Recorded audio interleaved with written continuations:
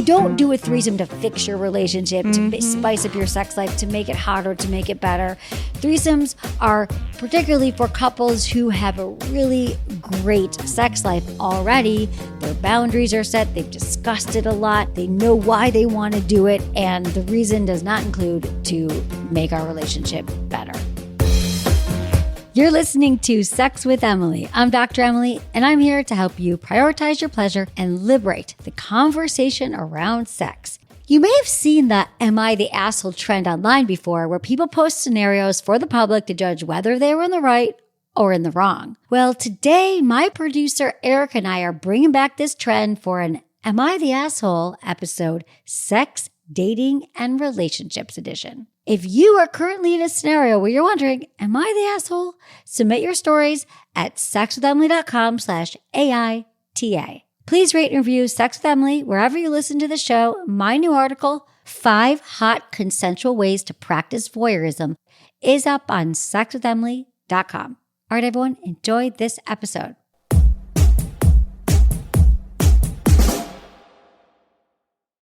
By now, you've probably heard my magic wand story. It's a brand that's been part of my personal journey for more than 20 years. But no matter how many times I sing Magic Wand's praises, I'll never be able to fully capture the story of this incredible brand.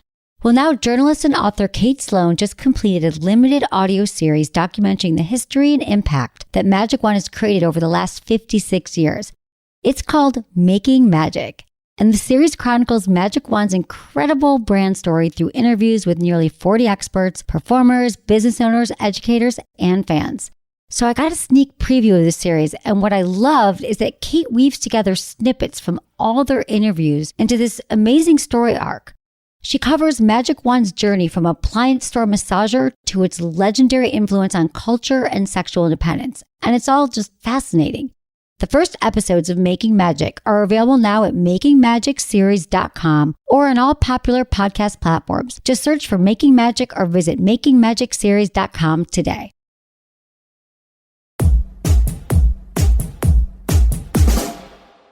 All right, this is from Sarika. Am I the asshole for not wanting a threesome with my husband? Backstory. I've had and been open to threesomes with a few people in the past. They were flings, nothing serious and just having fun. My husband and I have been together for 4 years, married for 8 months. We recently separated a few months ago and are living in separate homes. We're working on it, been going to marriage counseling. Plus, he mentions it in the past that he feels like previous men in my life have had better sexual experiences, threesomes, with me, and I've given them more than I give him. I explained to him that under certain circumstances, I would be comfortable with a random person, one-night stand situation. Not anybody we know personally. I really love him and just wouldn't feel comfortable doing that with him. I don't really want to share my husband with anybody. I feel like we're committed to each other, and that's something I did with less committed individuals. I'm not entirely shutting it down either. I just haven't encountered a situation that I would be down with. Apparently, this really bothers him. Am I the asshole? Is he the asshole? All right, this is a complex one. A very complex one. Yeah, and it's common. So first, let me say, a lot of things come up here. First, it's really common for us to be in a relationship where we've shared everything with our partners, in this case, our husband, and they tend to reflect on the past and think, well, you did that in the past. You should do it with me.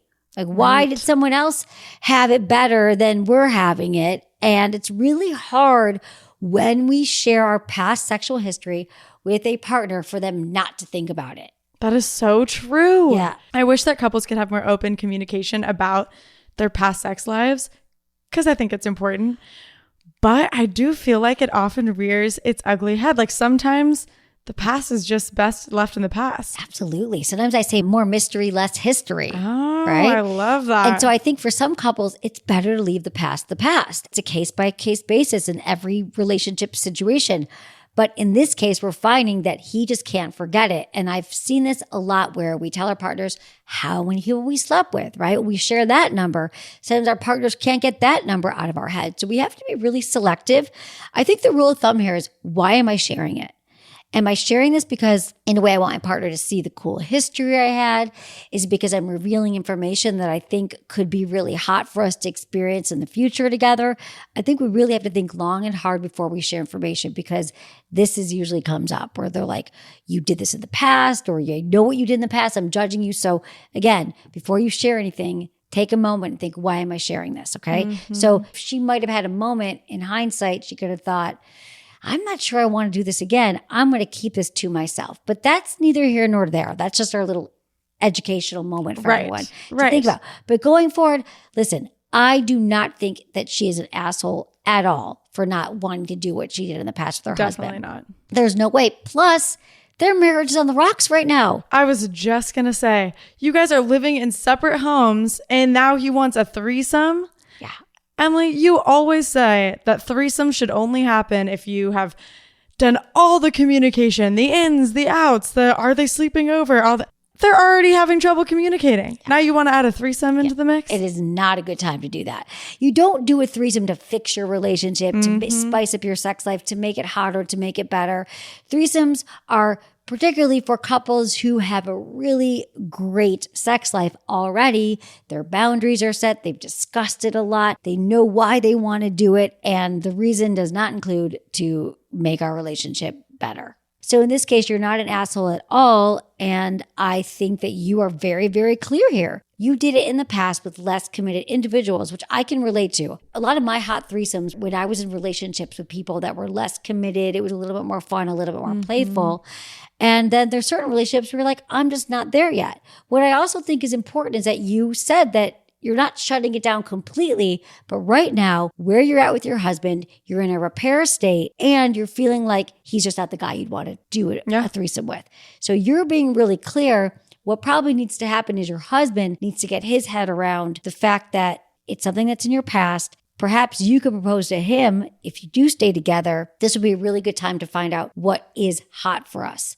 Like what would be on the threesome spectrum that would still make him feel connected to some sort of kink or something a little bit more alternative that's not a threesome. Because it sounds like he's just wanting some of your freer, playful, more open self. And he's feeling like he's not getting that. Right. What does that mean? You get to ask him what that means. If threesome's off the table for now, what might make it hot and exciting if you guys do decide to stay together? Exactly. Especially if this is kind of a new request that he has now that things are a little bit rocky in the relationship. Like, what is the push to have a threesome now? Yeah. I'm confused. Maybe he wants to tap into like her past self, but she's not in the past. She wants to invest in the present and the future with her husband. You have to look at where you guys are right now, what your relationship is about. Remember, it does us no good comparing it to the past, because every time you're with someone, the two of you are creating a new dynamic that is special to your relationship. So your sex life, the experiences you've had, and what you both want right now at this point in your life is how you should be making decisions moving forward. So it sounds like there's some other really rich, important conversations to have about your own turn-ons and desires. So if you do decide to stay together, you kind of have a blueprint going forward for the future, what you might try, but you can just let them know that the threesome's off the table for now, but you're really open to exploring what might be hot for both of you. So I think we can pretty much say, no, you are not the asshole. You're not the asshole. But she does ask at the end, is he the asshole? I think that neither of you are assholes. I think that's the common thing we have to point out here, is that when we do share our past with our partners, not only might they think it's hot, but their brain a lot of times goes to, well, I'm going to be better than that one. Right. I'm going to be your best lover ever. I'm going to be the next level lover. So what he is a common, typical partner who wants to be the best ever and thinks that having a threesome would bring out this past that you've had and he would be able to top it perhaps. Or he just wants to have a threesome on his own. But I do not think that it all makes him an asshole. I agree. All right. This is from Not So Happy 23456. Am I the asshole for not believing my girlfriend's discomfort during sex? Pretty much says it in the title. Whenever I initiate sex with my girlfriend, she winces in pain and says it's uncomfortable. Yet whenever she's up for it, there seems to be no pain issue at all. Last night, we were fooling around and I got her to orgasm through foreplay. 0 issues or pain. I was pretty into it and initiated sex, and instantly she was uncomfortable, despite me slowing down the pace. Finally, after one thrust, she yelled out in pain, pretty much directly in my face, which was the final straw for me. This has been happening for so long now that she never does anything about it. And to be honest, I doubt there is any pain. And if there is, then she seems to be exaggerating it way out of proportion. I know that people will say no vagina, no opinion, but I know for a fact that I wasn't being forceful or rough. So to downright scream in my face was totally unnecessary. She has no other symptoms or discomfort aside from this.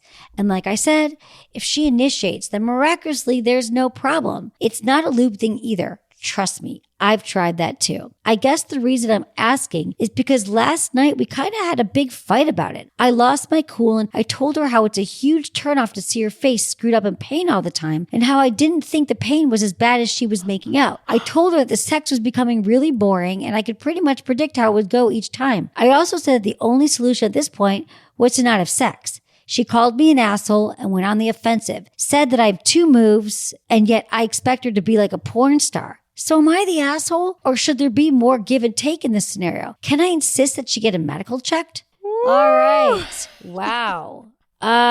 Okay. Okay. Well, this is what I'm hearing from a sex doctor. Right. She has some pain during penetration. Mm-hmm. That is so common that women have pain during penetration, and she might feel some shame around it. She might not be able to explain what it is. She might feel like something's wrong with her that she has pain. But what I'm hearing here is a case of she's got something called vaginismus or vulvodynia. Mostly it's vaginismus. When anything is inserted into her vagina, she has excruciating pain. And she's not able to articulate it. And the reason why she might have been able to have foreplay orgasm is because he was stimulating her externally. And that's what's going on here. So, when they have vaginismus, it doesn't matter how slow you're going or how big or small. It's like even a finger or a tampon can be painful. Right. So yeah, she's not sharing with you what's going on. Doesn't say how long you've been together, but I doubt that she is faking her pain. I doubt it. She's just not being clear to you what she's actually experiencing. And I think that this is a great moment for you to talk to her and just kind of get curious about it. I understand why you are getting frustrated, but get curious about it. Let her know that you want to understand her pain. And yeah, I think you can insist she gets a medical check. And I would recommend that she goes to see a pelvic floor physical therapist. Is a great place to start for women who have pain. And remember, a lot of women do have this kind of pain and they don't know where to go because no one talks about it. And it's confusing without the information out there. I completely understand how that would be frustrating. And she should go to the doctor. She should go to pelvic floor physical therapist, as you said. At the same time, I do feel like it's a little asshole behavior to be saying that her face screwed up in pain is a turnoff. It's like, maybe that can be a moment to stop, ask her more about it. Like, again, it really doesn't matter how slow or how rough you're being. If it's painful, it's painful. And also shaming her for her face. There's lots of women who feel that they can't make a weird face. They have to always look hot during sex. And so that keeps a lot of women from having orgasms, having pleasure, because they're afraid of their O face. And so that shaming around her pain face is certainly reminiscent of that concern that a lot of women have. I guess I can see both sides of it. I understand why he's saying this, though, because he's had this time with her where it feels like it's definitely not on his terms. Right. It's only on her terms. Right. And he's not getting his needs met. But again, pain trumps everything else. When you are in pain during sex, you have to stop the pain. And it does not sound in any way that she is faking her pain. It just sounds like she probably doesn't have understanding of the pain and maybe she's hoping it goes away. But listen, when you have serious pain during penetration, it usually does not go away without seeing a medical doctor, and specifically for many, a pelvic floor physical therapist. The good news here is that a lot of women who do have vaginal pain are able to work it through with the right help. This is what I'm recommending here. And side note, weed can also be a great pain reliever for sex. For many people, weed works. Taking an edible, like Via Hemp Company has these amazing edibles that I just love. And they also help with desire and arousal and helps your anxieties melt away, but can also help with pain. Cannabis is definitely a great pain reliever as well. Yeah, for sure. You have to remember that. Bottom line, you're an asshole-ish, but here's the problem, Erica. You know me. I'm going to have a really hard time calling anyone a complete asshole. I know. Because I can see both sides of every situation. Yep. And I see a world where we don't have enough information about sex. We don't talk about sex enough. And as a result of that, a lot of us act like assholes. Yep. Because we can't communicate and we don't have information. Yeah, yeah. And I think it's more like, do you have asshole tendencies? I think we Yes. all have asshole tendencies. To say, am I an asshole, period? That's tough. We probably won't be doing that on Sex with Emily. Exactly. But we're going to let you know when you're dabbling. Yeah, dabbling in asshole If territory. you're dabbling in asshole territory, we want to point you in the right direction. And not the good kind. Exactly. Not the good kind of asshole dabble. Speaking of dabbling. Should we jump to the anal one? Let's jump to anal. Okay. The one time we're going to go from 0 to anal. We're going to go from 0 to anal real quickly here. Okay, this is from throwaway 939678. Am I the asshole for not wanting to have anal sex with my boyfriend? Here's some backstory. I've been with my boyfriend for a year. I'm very vanilla and prudish. My boyfriend is, to be frank, kinky. When we started having sex, he asked if I had anything I would refuse to do during sex. I told him that anal was a huge no-go and thought that was it. I've tried anal once. The guy I was with used a lot of lube. It still hurt. And when I told him to stop, he didn't. He knows this. Now he started begging me to have anal sex with him. I've told him that it was a firm no, that there's a lot I might be willing to do during sex, but anal is a boundary I don't want to cross. Now he won't stop bothering me about it. We should try this or that. It doesn't hurt if you use lube. Please, I promise it won't hurt. And his favorite, but you've never tried it with me. I don't care that I've never tried it with you. I don't enjoy it. Have a bad history with it, and I've tried compromising with you, but you refuse. He's called me an asshole and asked me why I'm such a prude. I'm seriously considering ending the relationship. So Reddit, who's the asshole? Wow. Wow. Okay. There is an edit here that says she decided she'll be breaking up with him in a few hours. So Wow. I think she did decide that he was an asshole. And I mean, Yeah. I have to agree.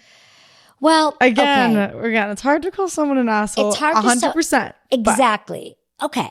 So on the surface, yes, anybody who pressures their partner to do something they don't want to do sexually isn't cool in my book. And maybe they're an asshole. You don't want to ever pressure your partner to do something that's a hard no. It's a hard no, okay? So yeah, to make her feel guilty and to bring it up all the time when she's told you she had a very bad experience, that kind of makes you an asshole. It does, in the universal sense of asshole. However, I can't help but have an educational moment here to remind all of you that her story is very, very familiar. And in fact, there's a lot of anal not happening in the world because people had a very bad first-time experience where someone shoved it in, there was no lube, there was no prep, and as a result of that, they have totally turned in their anal card and said, I'm never doing it. Again, this goes to the fact that we don't have anal education, and that just because you had a bad time first experience does not mean that the next time won't be better. And in fact, we've heard from so many listeners who've turned that around. They learned that you need a consensual partner, that you got to go slow, that you got to roll into lube, that you got to try with some external play first, use a finger, all the things that we talk about all the time on the show.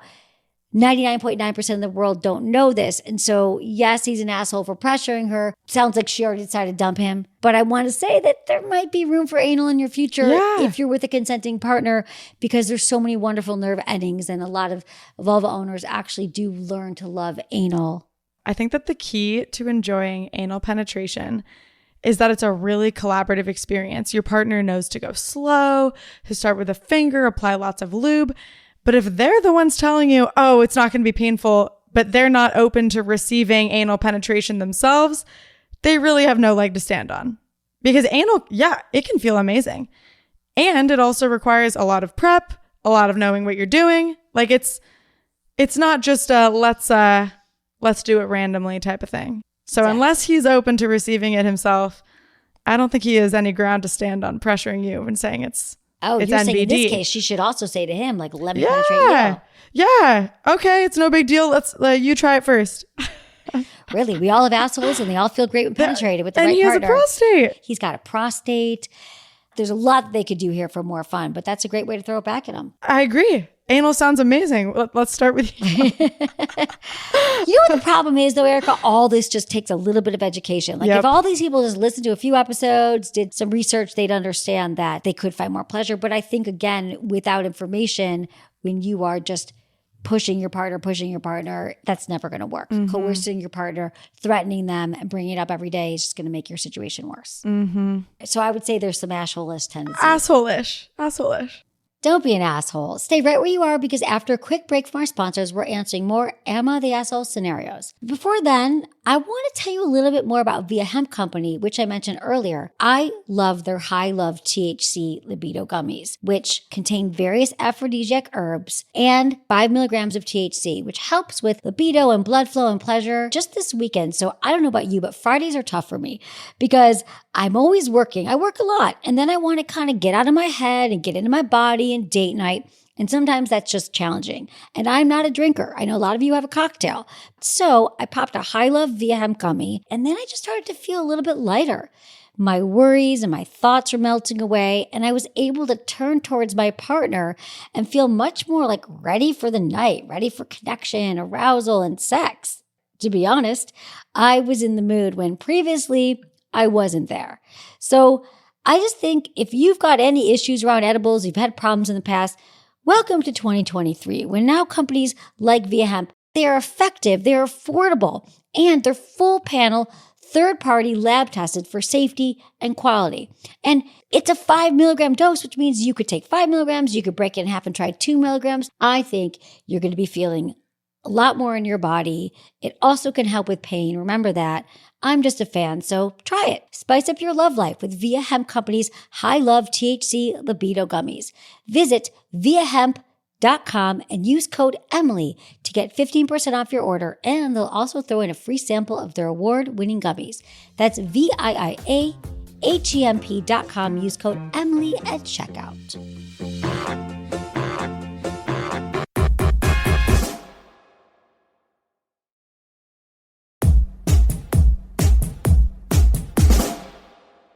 This is by Queenie Kitty Snake. Am I the asshole for kink shaming my mom? I'm not going to pull the "it's not what it sounds like" card. This is exactly what it says on the tin. I personally think I was justified in doing so, but I'm willing to hear people out if I wasn't. My mom, 55-year-old female, has this pretty necklace that she wears all the time. I, 20-year-old female, would always admire it when I was a kid. Nobody else has a necklace like it. It's metal and wraps around her neck like a ring. She never took it off and always told me it was a gift from my dad whenever I asked about it. Last week, she sat me down to tell me something. She told me that she's in a 24/7 BDSM relationship with my dad. The necklace is not actually a necklace, but a fucking collar that he is the key to. I couldn't handle it. This necklace that I always loved as a kid is actually for her kink that she was shoving in my face for my entire life. Now I'm rethinking all of her behaviors and all of the ways that she got me involved in her goddamn kink. I told her this was disgusting and stormed out. Now she's blowing up my phone, accusing me of being prude and a kink shamer. My dad's getting in at it too and swearing that this shit is healthy. I just don't know what to do. Currently, I can't even think of forgiving her for telling me this. So Reddit, am I the asshole? Whew. Wow. There's a lot there. You're definitely not an asshole. This can be very, very shocking to hear about our parents' sexual history and what's going on with them. I mean, look at our culture. Nobody talks to their parents about sex. Mm-hmm. Nobody wants to hear their parents talk about sex. And when I say nobody, it's rare that we have healthy, productive, effective conversations, parents and children around sex. It just doesn't happen. And so when we do hear something about sex and there's been this kink going on, she probably doesn't understand it. What do you mean by that? And it's very, very confusing. Listen, if your best friend told you she was in a kink relationship like this, it might be confusing. Right. So understanding like BDSM, wearing a key around your neck and your partner owns it. And what does that mean for your sexuality and your relationship? And everyone who's in these kind of relationships gets to make their own rules.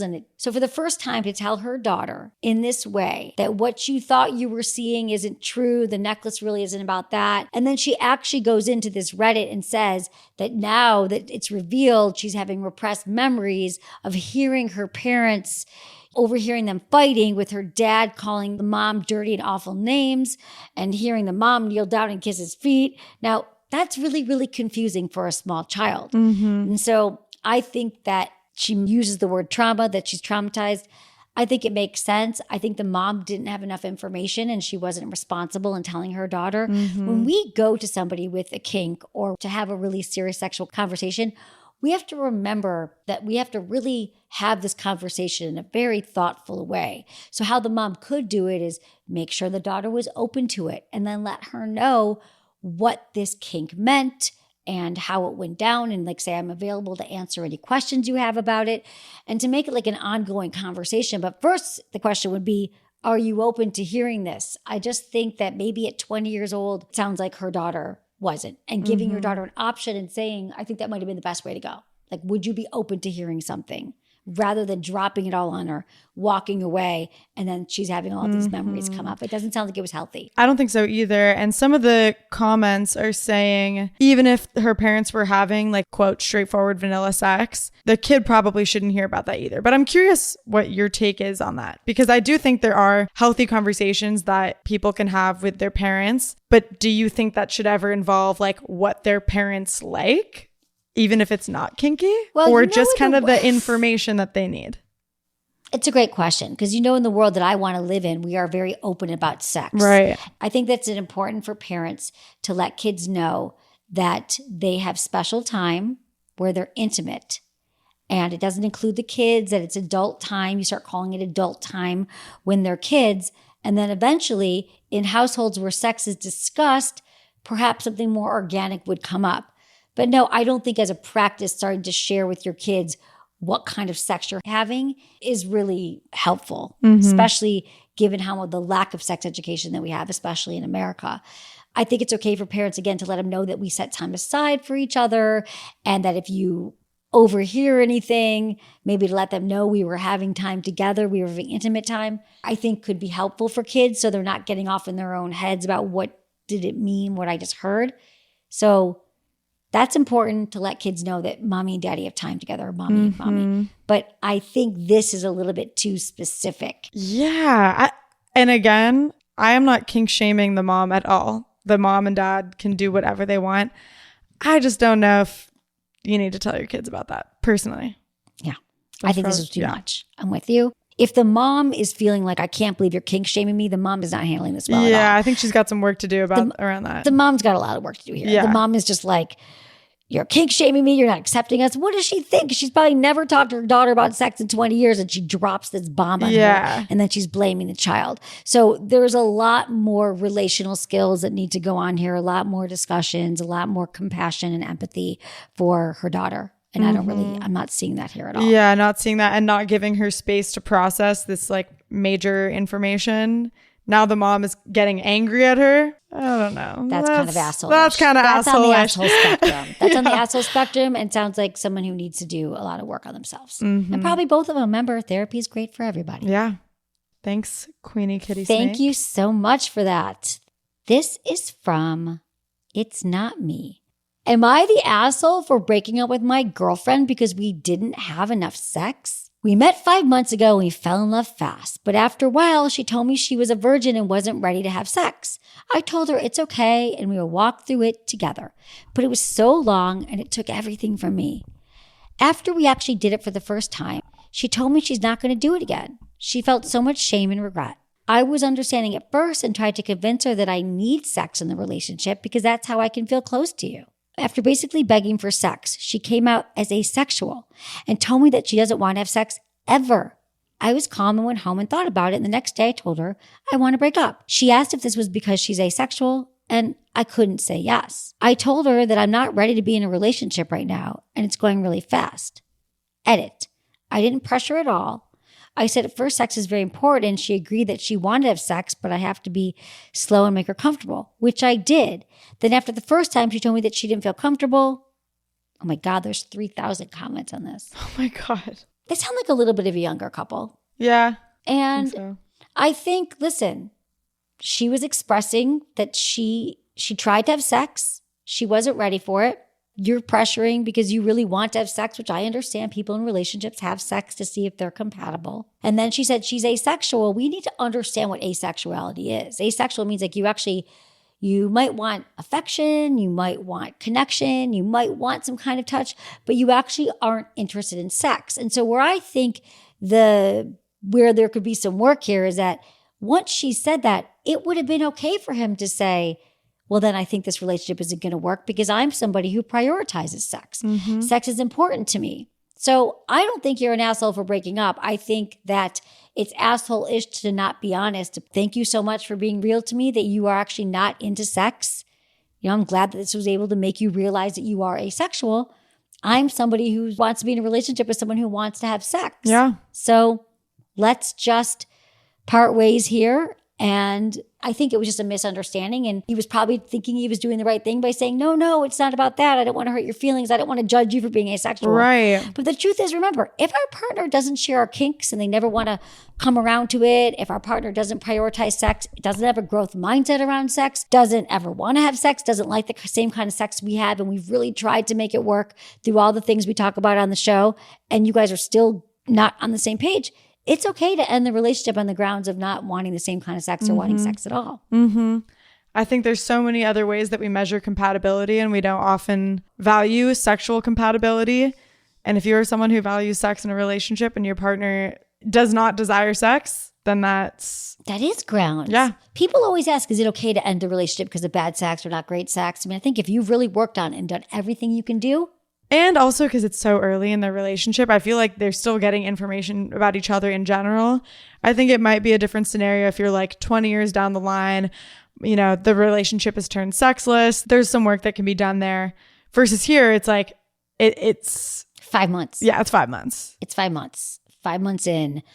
Listen. And if they're young, they've got a whole life of relationships to have and experience. Yeah. And what I love about this, though, is that if you're 5 months into a relationship, for everybody, I think it's important to understand if you are sexually compatible. By this point, if you're having sex, everyone should pretty much know that, because what we often see is that people get into relationships, they look back at the beginning and they knew it wasn't so great and they weren't compatible, but they stayed in the relationship thinking it was going to change, thinking their partner was going to come around, and it doesn't. And then they're in the 20-year relationship wondering what went wrong with our sex life when really the information was there in the beginning. It usually is. So this is your sign to have conversations about sex right now, no matter what stage of the relationship you're in, so you can make better decisions going forward. And listen, we have an article up right now that you should check out, 7 Signs of Sexual Compatibility. We'll link that in the show notes. Just looking at all these comments here, I think there's a lot of misunderstanding of the scenario. It sounds like he was very gracious during her sexual debut, going slow. You don't sound like an asshole to me. You really don't sound like an asshole. You just sound like someone who's like, wants to have sex with a partner, and then she springs asexual on you, which is confusing. And, studies have shown that only 1% of the population is actually asexual. So it's not like we come across that all the time. Right. And that's what I'm thinking about too, not to, judge or devalue anyone's sexuality. But if this is her first time having sex and she has a lot of shame around it, I'm like, is it truly asexuality, or is it... Great question. I think that she's probably too soon to say that she's asexual. I think that that's an easy label to slap on ourselves when we have shame and when we're uncertain about sex. If we grow up in an environment where sex is shameful, that's the only message we receive, we have to take some time to really figure out, is that true? Does that work for me anymore? So it might have been convenient for her to say, I'm asexual, and not really understanding completely what it means to be asexual. It actually takes some work being out in the world to understand that. Although I'm sure there are younger people who are certain they're asexual, but typically what I've seen, if you grow up with shame, it sounds like there's a lot of other things going on. She might need to do a little bit more exploring, but not necessarily in this relationship. This is from Starboy67. Am I an asshole for telling that my friend had threesomes in college in a drinking game in front of her new boyfriend? For the New Year's, a bunch of old friends came to my parents' house for dinner. We're all pretty close, and my friend Maria brought her new boyfriend of 8 months. For what it's worth, I've known Maria my entire life. I know she's always been proud of her sexuality and said if a guy judges me for my past, he doesn't have my values and I don't want him. So yeah, we were all talking and people shared embarrassing and definitely personal stories about each other. Then I don't know how it came up, but I brought up how Maria would have threesomes with her boyfriend and girls from her Indian dance team. I don't know, we were all laughing. Then 10 minutes later, Maria and her boyfriend both left. Turns out now he broke up with her. I don't know the details, but long story short, he felt kind of bad that she was so much more sexual with other guys than she was with him. I don't see how I was the asshole in the situation. I don't even see how it's that bad. Was I wrong here, or was this just an unfortunate situation? Oh, Starboy. Got yourself into some hot water there. This is a little bit tricky, Starboy, because here's the thing. I know you guys have been friends for a really long time, but this is the area where no matter how comfortable our friends are, when there's new people in the room and it's about your friend's sex life, you should really allow them to have that conversation. We wouldn't talk about our partner's money history. We wouldn't talk about their sex history. It is really, really personal. And since sex is a charged subject, I think that it wasn't great to bring it up. And that would be something that we have to let her do at her own time. And it's a new partner. And even though it's fun, you guys have joked about it a lot. Listen, we also change. She might have said in the past she doesn't want to be with anyone who doesn't share her values. And the way he heard this, it just went wrong. Maybe she would have told him when she was ready, but this clearly jumped the gun here. Yeah. And wasn't pretty. Yeah, I would say, long story short, this was kind of an asshole move. I don't think it was intentional at all, but just, yeah, I think other people's sex lives are not your stories to share. Like, I could see maybe if they were together for like 10 years and you knew that they had already talked about this before. Yeah. Maybe. But even then, unless she was the type of person to tell all her friends, like she's very open about her sexual history. Yeah, I don't think that's your call to make. It's really never your call to make. And it's a new partner. And we should all just know, like, someone brings a new partner, especially you've been friends. You've seen her in different scenarios with different partners and different relationships. We can't assume that someone's new partner is someone that's going to be around. We don't really know about their personality. So I just think that we always err on the side of caution. When you are revealing something personal about anybody and someone's secret, no matter how comfortable you are with a friend, I think we always have to be careful, err on the side of, does this make me a good friend? Have this person entrusted secrets in me that I just cannot share? It was her story to tell. But I also understand why you did it, because you have all this history with her and she's pretty cool and outspoken. We never know what's going on in any relationship and how people are going to respond, especially when it comes to sex, particularly threesomes. Yeah. Always a point of contention. And as we discussed, people want to have threesomes with their partners or they have judgments around threesomes, and it just isn't great party conversation unless she brought it up. So thanks, Starboy. You'll do better next time. Yeah, now you exactly. know. What a great learning opportunity for Starboy and for everyone listening. Yeah. Thanks, everyone. Okay. Thanks.